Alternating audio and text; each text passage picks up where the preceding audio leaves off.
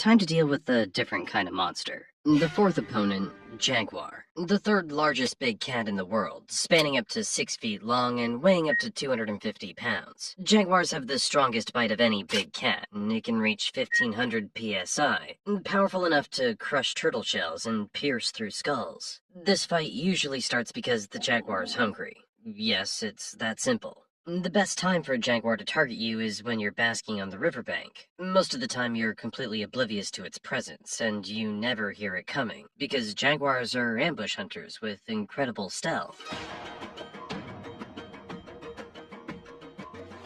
When it gets close enough, it pounces with incredible speed. You feel an explosive force on your back. The jaguar lands directly on top of you with all its weight, and before you can even process what's happening, it does something no other big cat would dare attempt. It goes straight for your skull. Those massive 2-inch canines, designed specifically for piercing armor and bone, punch straight through your skull, heading right for your brain. You try to thrash, but the jaguar's claws are already dug deep into your armored back, anchoring itself in place. It sticks to you like glue, impossible to shake off. This reminds me of those videos of cowboys on angry bulls. You attempt your signature death roll, the move that's saved your bacon countless times before. But with the jaguar's weight pressing down and its claws locked into your scales, you can barely rotate halfway.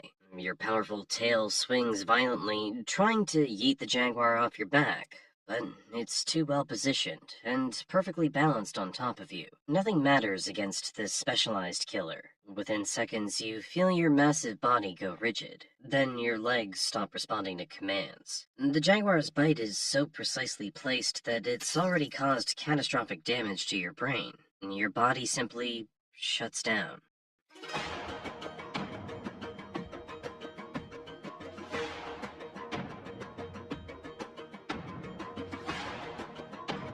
The jaguar holds the bite for another minute, just to be sure. Then it drags your lifeless body up into a tree to feed in peace. Let's be brutally honest, fighting off a jaguar is nearly impossible. Your best defense is never letting it get close in the first place. Stay in deeper water, avoid basking in dense vegetation, and keep your head on a swivel when you're on land. Because once those jaws clamp down on your skull, the fight's already decided.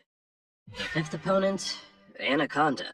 Yeah, I bet you didn't expect this one. The largest snake in the world by weight, growing up to 26 feet long and weighing up to 440 pounds. It's basically a living rope made of pure muscle, capable of squeezing the life out of large animals like you. This fight starts in the shallow waters and muddy banks of South America, where your territories overlap. The anaconda is hunting, using its excellent swimming ability to patrol the murky waters. When the anaconda spots you, the first thing it does is assess whether you're worth the hustle. If it decides you are, it submerges completely, moving through the water with barely a ripple. You don't even know it's there. The anaconda approaches from behind, using the murky water as camouflage. Then, with explosive speed, it strikes. Over 100 razor-sharp teeth sink into your body, usually targeting your midsection.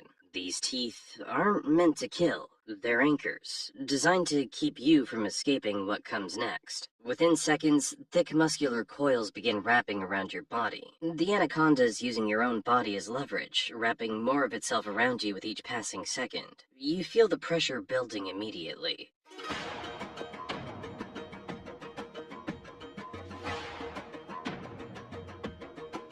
You try to bite the snake and manage to puncture the anaconda's muscular flesh.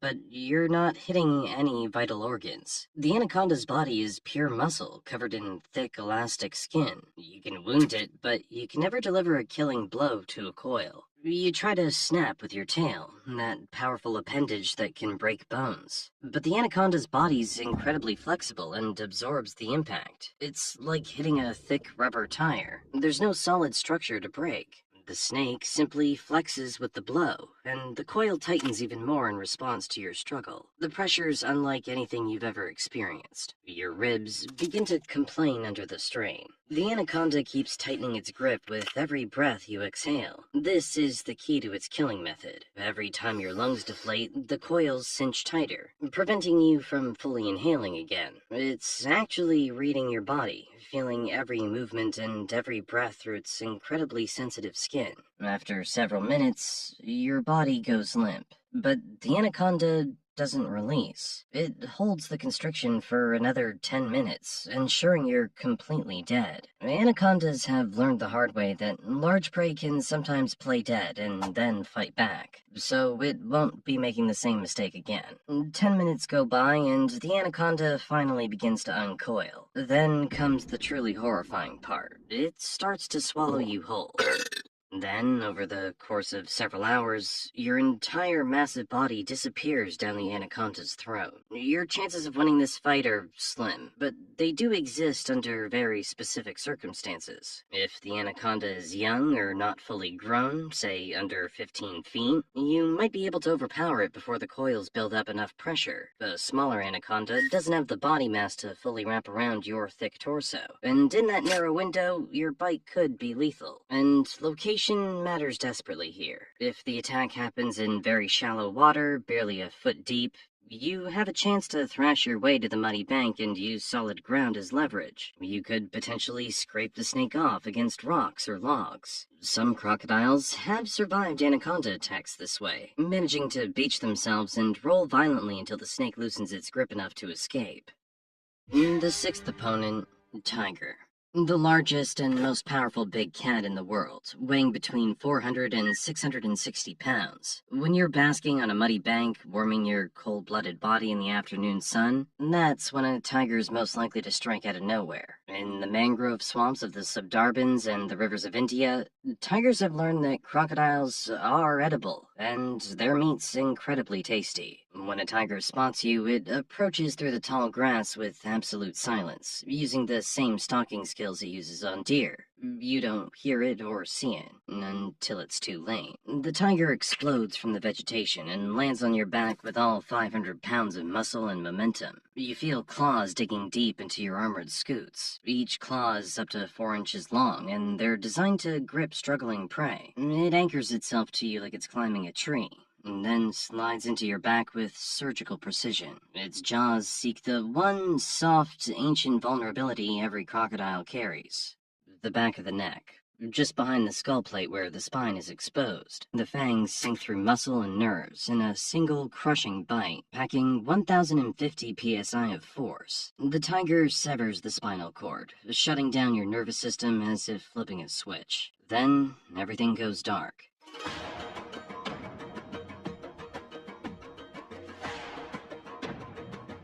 Once your body slackens, the tiger drags you deeper into the reeds, away from the water, and begins eating, starting at the soft belly. Delicious. Against a tiger, your only hope is distance and awareness. If you spot it first, you have a chance. I mean, if you can react in time and launch yourself into the water. There, the advantage shifts dramatically. In water, your body becomes a torpedo, and although tigers are skilled swimmers, they could never match you. But here's the problem. You almost never see the tiger first. They're skilled stalkers, able to conceal their presence with ease, thanks to their silent footwork honed over millions of years. Despite all that threatening strength you've got, there are animals out there that make even crocodiles look weak. In fact, one of them hunts and feeds on crocodiles regularly. I'm gonna put you face to face with 6 of the most powerful animals in nature. We'll analyze what would actually happen in a real encounter with each one, and you'll discover which ones prove you're not nearly as strong as you think you are. The first opponent, lion. The king of the jungle and the second largest big cat after the tiger, weighing between 330 and 550 pounds. Known for its strategic prowess in battles, but lions don't usually attack crocodiles. In fact, it's often the other way around. Why? Because you crocodiles are foolish enough to gamble with your life. Usually, when a lion gets close to your river, you get intrigued by its beautiful form, and think it's just another easy meal, like you've had many times before. You start moving closer, submerged underwater, and when you think the distance is close enough for a strike, you lunge with incredible speed. You clamp your powerful jaws onto the lion's leg. Well, this was easier than you thought. The lion roars, and the sound shakes your entire skull, but that won't make you change your mind. Your jaw muscles are so strong, it won't be able to escape. This seems like an easy meal. Until you find out that lions are the only big cats that live in groups, which can number up to 20 individuals, which means you'll soon become a family dinner.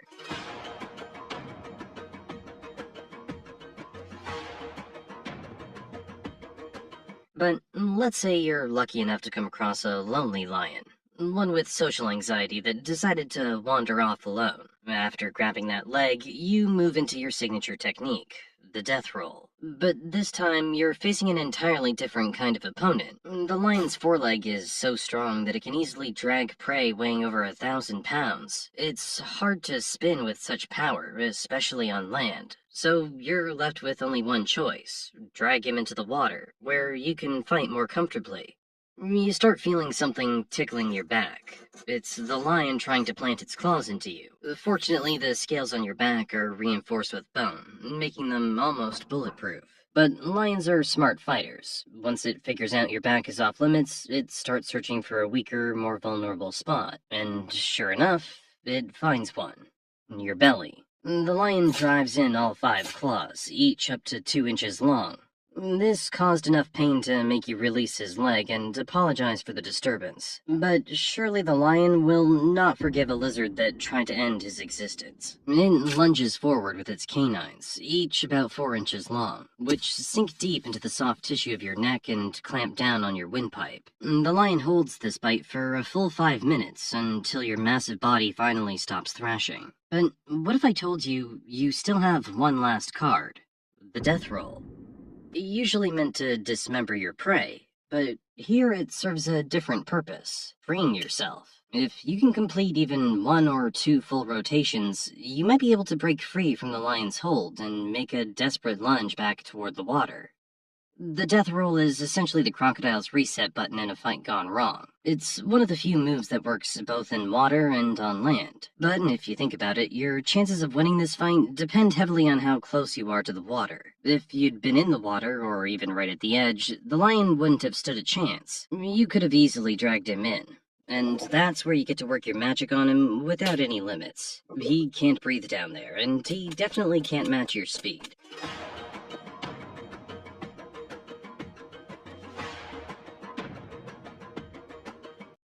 Here's the thing: the lion is nothing compared to what's coming. The second opponent, Hippo. Despite looking like a chubby river horse, hippos are considered one of the most dangerous animals in Africa. It kills more humans in Africa than any other large animal. Around 500 per year. That's more than you, the tiger, and the lion combined. The fight usually starts because of you. You see, hippos are highly territorial. When you try to snatch a kill near its territory, it takes it personally. And instead of retreating like most animals would, it charges straight at you with its mouth wide open. And what a mouth it is. Hippos have massive jaws that can open up to 150 degrees, revealing tusks that can grow up to 20 inches long, about the length of a human arm. And they aren't for munching plants, by the way. They're for sending things to the afterlife. But with your agility in the water, you can dodge it. Your first thought after that would likely be to strike back with a bite, just like you would with any opponent. But a hippo's hide can be nearly 1.5 inches thick in places, with a thick layer of fat underneath. Your teeth would have a hard time getting any grip. And even if you somehow manage to clamp down on a leg, it won't help at all. Hippos can weigh over 6,000 pounds. The death roll that works so magnificently on zebras and wildebeest barely nudges this massive tank of an animal. If the fight drags on too long, you're in deep doo-doo. Hippos have incredible stamina in the water, while your ambush predator metabolism isn't built for prolonged battles. At this point, I hope you realize how spicy your situation is and back off. If you don't, the hippo will find a way to clamp down with its bite force of 1,800 psi.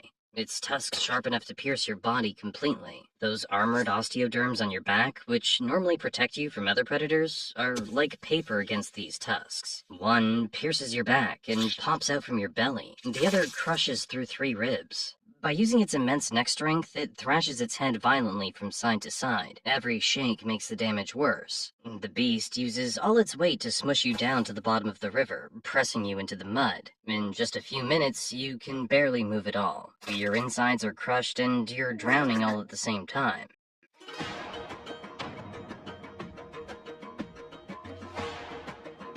The hippo might keep attacking you even after you stop moving. just to make sure you're no longer a problem. Sometimes it'll drag your lifeless body to the shore as a warning to other crocodiles. You see, most encounters with a hippo end in your death, or in a retreat scarred and humbled. As for victory, it's out of the question. Unless the hippo is young or under the weather, and even then, it comes at a heavy price. Basically, the hippo is kind of a nightmare for crocodiles, unless you want to test your luck with it again. The third opponent, great white shark.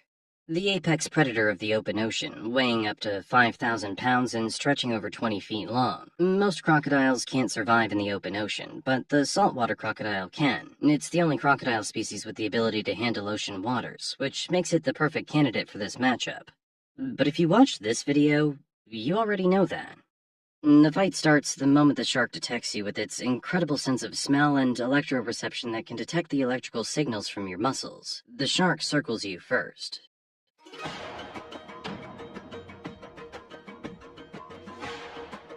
That's what they always do before a fight. They circle to assess. Then the shark makes its decision. It descends into deeper water, fleeing from you after realizing it cannot defeat a legend like you. Just kidding. It's actually gathering momentum for a perfect attack. Great whites are ambush predators too, and their signature move is the vertical strike from below. The shark rockets upward at 25 miles per hour, building momentum. Then you feel rows of teeth clamp down on your midsection with a bite force of around 4,000 psi, more than double what you can deliver. Your armor means nothing here because sharks don't bite and hold like you do. They bite, tear, and retreat, causing massive blood loss with each pass. In this situation, you don't have any chance of winning. While you're trying to position yourself for a bite, the shark's already circling for another strike. So if this fight happens out in the open ocean, I'm afraid it'll end badly for you. But if you're lucky enough to be near shallow water, then you might still survive. Use the moment when the shark pulls back to prepare for another strike, and make a run for the shallows. But the truth is, geography determines everything in this matchup. In coastal waters, shallow reefs, or river mouths, you actually have the advantage. The shark struggles to maneuver in water less than 10 feet deep, while you move with agility and precision. The farther you